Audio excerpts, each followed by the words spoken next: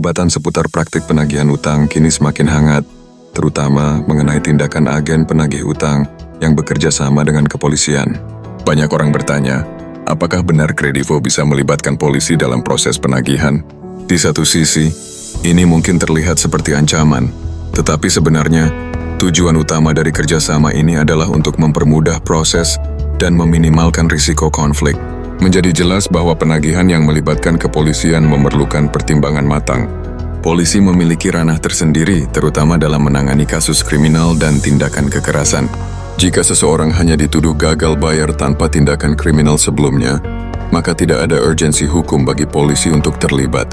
Namun, situasi akan berbeda jika ada ancaman yang berkaitan dengan keamanan baik bagi pihak penagih maupun nasabah. Beberapa orang mungkin merasa tertekan dengan kabar mengenai penagihan yang melibatkan polisi.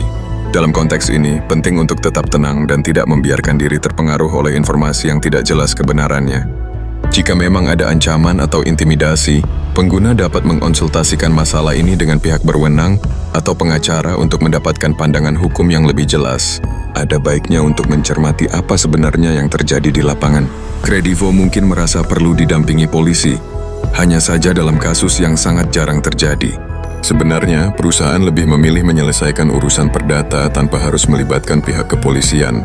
Karena hal ini tidak hanya menambah biaya tetapi juga dapat menimbulkan rasa takut yang tidak perlu di kalangan nasabah.